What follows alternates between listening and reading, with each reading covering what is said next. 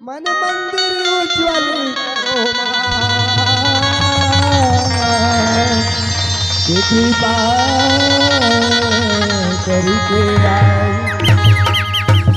कृपा करके आज शारदा पहले तुझे आकर कंठ में विराजो मां, ये राज छठी तो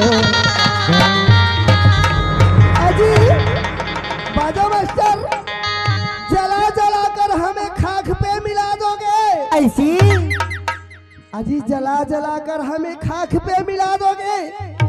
खुदा खुदा पूछेंगे तो बोलो जवाब क्या दोगे। आए जिगर के छल्ले मास्टर हाँ ध्यान दीजिएगा जरूर। मास्टर कहती हूँ जी हाँ जी इधर भी बिल्कुल लैंग्वेज रखना याद में, समझ गए, बिल्कुल बिल्कुल बिल्कुल भूलना नहीं आओ है ना। बेंजो मास्टर ध्यान तहु देवेगा और ढोलक मास्टर तहु ध्यान देवेगा। खबर आज के रात मतीनज बहनी हमन पेड़ मास्टर भुलावे छन और तबला मास्टर तहु जान भुलावे और झुमका मास्टर तहु जान भुलावे। खबर पसवारा भवन कभू नहीं आ रहे हंदोनी आ जाए हमन तो जिगर के छल्ले तुम कब तक छिपी रहोगे रहोगे रहोगे रहोगे। अभी एक दिन बाजार में तुम आम बनकर बिकोगे तो आएगा खरीददार और खरीद कर ले जाएगा तुझे। मास्टर आओ ऐ जिगर के छल्ले तू कब तक छिपे रहोगे। एक दिन बाजार में आम बनकर बिकोगे, आएगा खरीददार खरीद कर ले जाएगा तुझे। रस का मजा ले लेकर ये छिलका को फेंका जाएगा तुझे। आए, आए, अजी सुनते हो अजी कजरा मोहब्बत वाला अरे अखियों में ऐसा डाला तहु चेत लगा रही बेबी जे बुलावे थाना मोर्चे तो डर हवा ऐसा में चल दूं अखरा कुंडा समझ के। अरे झुमके ले ली मेरी जान हैरी मैं तेरी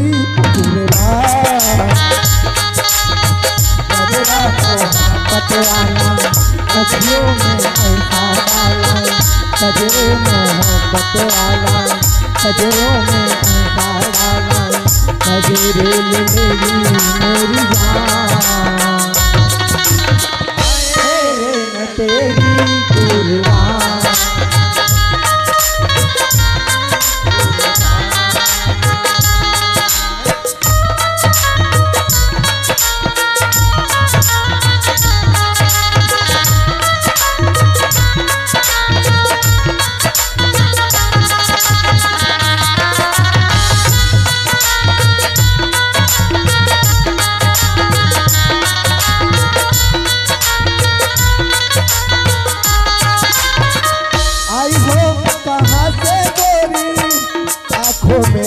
प्यार लेके आयो कहाँ से गोरी हाथों में प्यार लेके चढ़ती जवानी की पहली बहार लेके चढ़ती जवानी के हो कहीं के याद लेके झुमका बरेली वाला तारों में ऐसा डाला झुमका वाला कानों में ऐसा डाला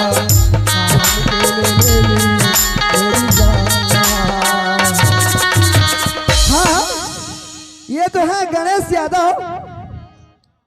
गणेश यादव आपके और से हमें 10 रुपए की नाम है मास्टर और फरमाइश हवा इन्होंने के बाद। अरे आगे वो ए आगे बहनी कौन? मनोराम साहू है वो मनोराम साहू जी ग्राम बोधा से आप मन की तरफ से 20 रुपए का तोहफा अरे पार्टी कर से बार बार स्प्रे करती हूँ का हो गए गणेश यादव का कहे मोला वो का कहे दिल लगी में लग गए दिल ऐसे ईमान से का कहो सही माँ करौंदा नहीं छोड़ा तोला कहूँ कैसे ईमान से भैया दिल लगी में लग गए दिल करौंदा नहीं छोड़ा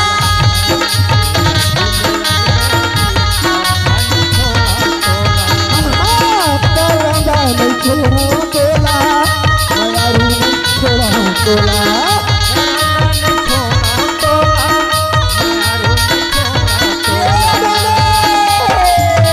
कहाँ चल दिस गणेश नहीं दिखा याद हो सही माँ ईमान बहनी माया हो गे तोर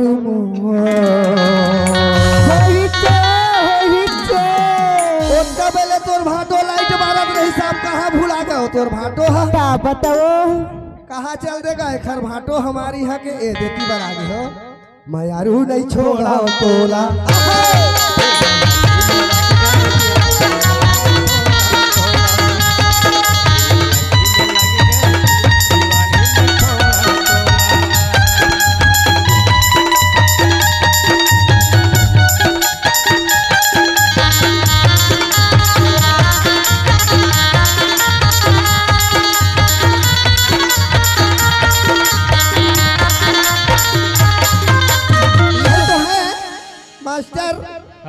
साहिल और अंचल साहिल और अंचल आपकी ओर से 20 रुपए दो भाई हैं अपने हार्दिक दिल से बारंबार कोने बहने सुनाओ पहले एक जज गीत है उसके बाद फिर छत्तीसगढ़ी गीत चालू आमा पान की पत्री करेला पान की दोना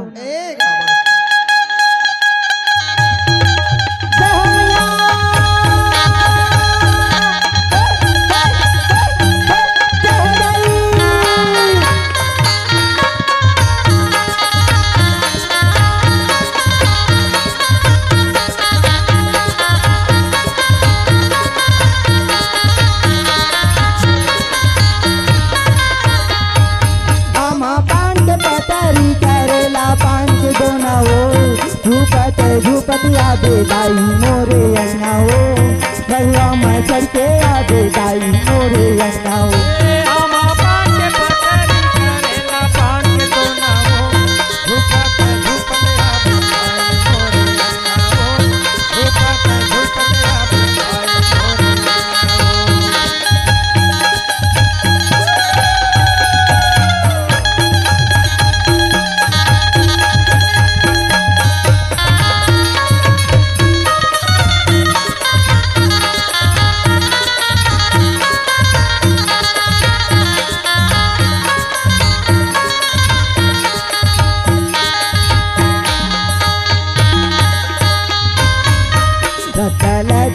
तोरे बंगा था बंगना हो रतला देखा तोरे बंगा था बंगना हो रतला देखा तोरे बंगा था बंगना हो रतला देखा तोरे बंगा था बंगना हो झूपत आबे दाई मोरे अन्ना हो बबुआ मैं चल के आबे दाई मोरे अन्ना हो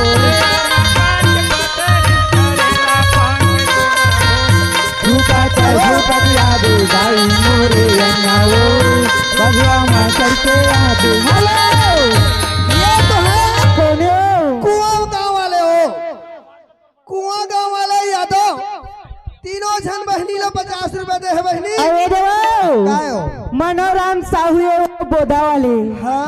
10 रुपए का पुरस्कार और यदि छत्तीसगढ़ी गीत ताकि ए तो वो मेछा वाले मन बोला फरमाई दे हम कवर के तोर भाटो हो सही में कहता है तोर जीजा बोला का कहा जानता बताना हेलो हेलो वाले बोले नहीं हो गे रानी मो तोला कहो मोला कहो सही मां ईमान से बहनी कत का दिन होगा तोला देखा दो बही मोटा नहीं देखत रहे कावर घुसियाहत कथे ऐसे हां ले बोलबे का बहनी कावर निसाए रहे और मुख झुमुक तोर पाँव के पैरी हो और रुमक झुमक तोर पाँव के पैजिया हले बोलनी हो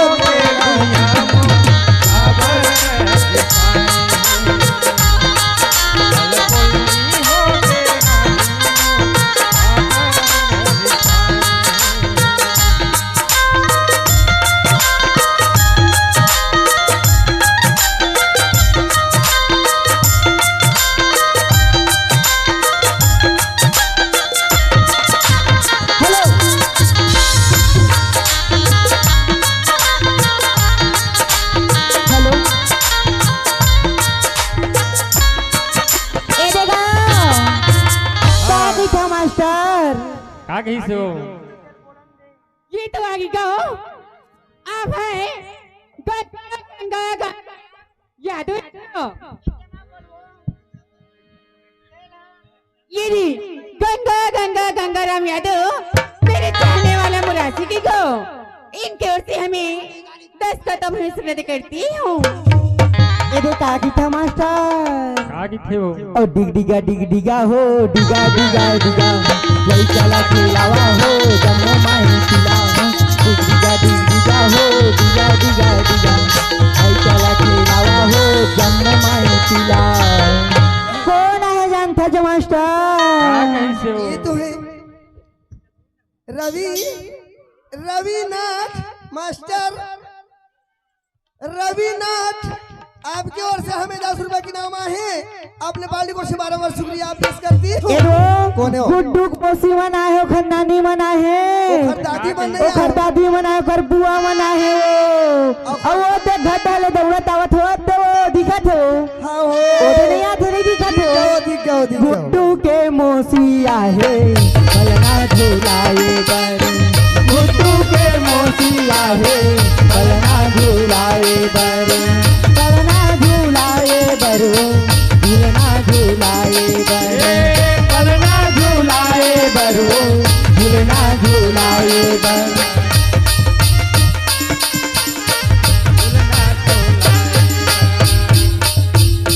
और डिगा हो डिगा ये चला खेलावा हो जम्मो माई पिला।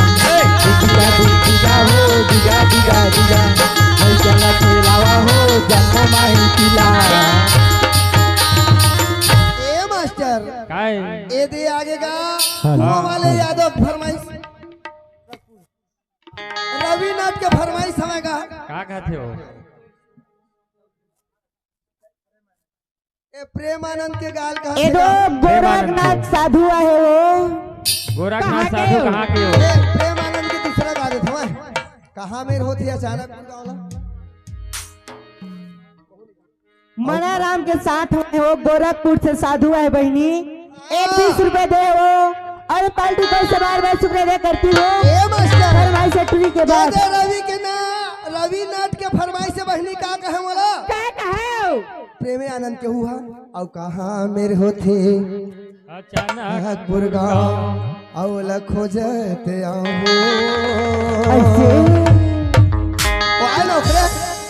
मुंगेली शहर से गंगा के ले